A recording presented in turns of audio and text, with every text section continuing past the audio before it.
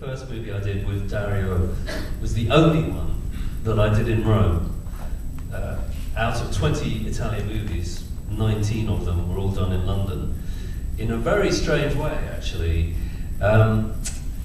in that I would go to Rome for maybe 2 days and sit with the director and talk about the music, and he would then give me a VHS copy of the film. I would take it to London, and I'd send him back the music, or go out with the music and play it to him, and we'd put it on the film. But after 3 or 4 years, there were people who I'd never met who rang me up and said, well, we liked that film you did, we've got a movie, could you send us a tension theme, make it 5 minutes long? Can you send us an action theme, make it 5 minutes long? And a love theme, make it 5 minutes long? I go, sure, yeah, what's the movie about? Never mind about that, don't worry. So there's quite a few Italian films I've never seen that I actually sent the music, which I know sounds very odd, considering these days, you have to very much make an art of watching the film. Of course, I've learned that's what you need to do, but it was a very interesting learning experience for me. And also one thing that I learned about film music, as opposed to pop music, and even to classical music, is I would take my music along to the editor very often, especially in Italy. They would put the music against the picture, and it seemed to work fine. The moment when it stopped working with the picture, they just cut it into another piece of music. And it sounds brutal, but it had the effect of kind of doing a big painting, a Picasso painting, with broad strokes, and it propelled you through the film in a way that often music doesn't now, because the technology now means that you can write music and you can change it forever, and you can make it start here and stop there, and it's all, for me, the technology has made music too intertwined with the image, in that it doesn't have its own life. And I really liked the way the Italians made these movies. They were much more like guerrilla filmmaking, and they used music as far as it worked, and then they didn't care if it was a neat transition to something else. They would just cut it. I'm just going to tell you now about my very first day on the job, because it really taught me such a lot. In this film, Phenomena, Dario asked me to score a scene in which the actress, this is a young Jennifer Connelly, by the way, it's one of her first films, she's being chased down an underground tunnel by a psychopath who's trying to kill her, and she falls backwards into this pit of body parts and blood and guts and stuff. And I really didn't know what to write for this, I had no real training in film music. So I got a violin player to come in and sort of play really horrible, grating harmonics on the violin. I took my electric guitar, took the plectrum and scraped it down the bass string like this. And I rang up a friend of mine who was a singer in a post-punk band called the Sex Game Children.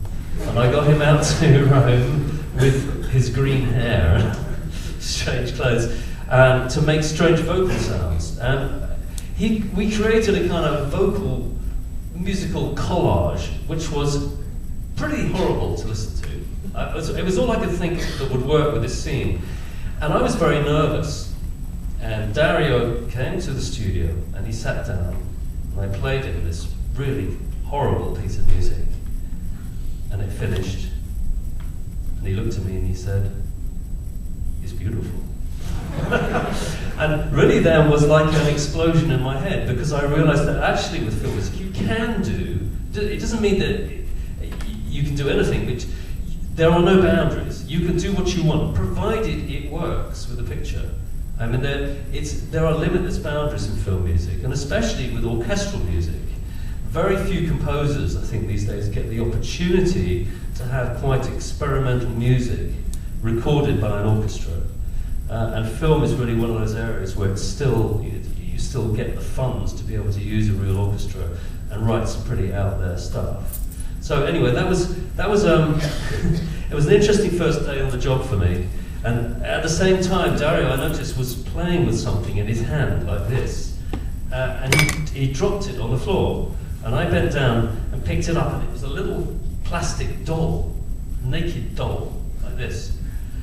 And I looked at it, and he snatched it from me and held it up like a crucifix, like I was a vampire, and left the room going, "Good luck, good luck."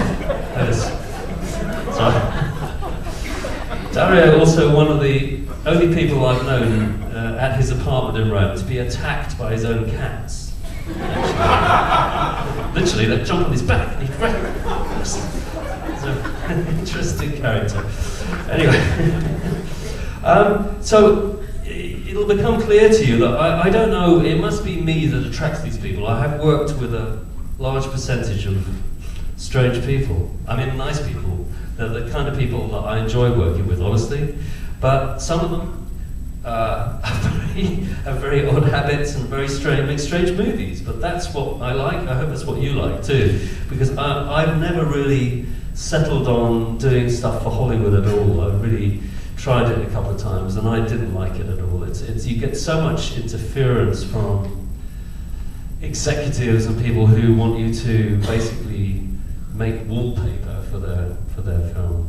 And they're also very interested, I think, especially in Hollywood, in saying the same thing twice, which is something that they make you do with the music. So, you see someone, you see a car chase, so you're supposed to write music which, is fast and chasey. As far as I'm concerned, that's saying the same thing twice, and I don't know whether that's always a sensible thing to do. It fulfills a function if you're doing a big blockbuster and the executive says to you, well, we just want to make it a big, grand experience for everybody.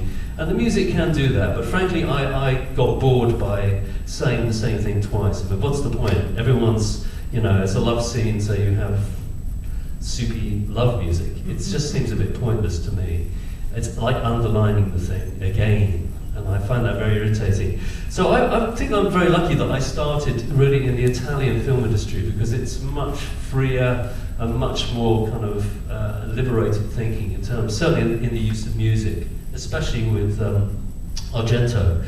I'll just quickly say something about Jodorowsky, because I don't know how many of you are familiar with Jodorowsky. Have any of you seen Santa Sangre? Yeah? A few people? Yeah. It's definitely worth, for those who haven't, it's really a film worth checking out. It's the most extraordinary movie. He's really a surrealist filmmaker, I think, but it has a visual sense that is second to none. He's also a musician and an artist, and does psychotherapy for people, by the way, based on the tarot. So you can go and have your cards read by him, and he will psychoanalyze you. Anyway. Jodorowsky taught me, kind of further to Argento, he taught me one very important thing. There's a scene in Santa Sangre where, I don't want to spoil it for you, but the wife of the knife thrower in the circus catches the knife thrower having sex with the tattooed lady, and she attacks both of them. And he takes his knife, and it's really pretty violent. What happens, what he does to her. And I'd written, quite a tense piece of music actually leading up to all this, and going right through it. And when we sat through it, Jodorowsky said to me, no, stop. I said, what, why? He said, no, when she has her arms cut off, that must be beautiful. Uplifting, heavenly. And it was just it was a shock to me because I was very young in my career as a composer. But he's completely right. Music can be like the conscience of a movie. It can be the thing which is not appearing on screen, but it can be the emotion that the director wants you to feel, but is not actually portraying in the images. And that was a hugely important lesson for me. That you don't always have to do what you're seeing. Okay.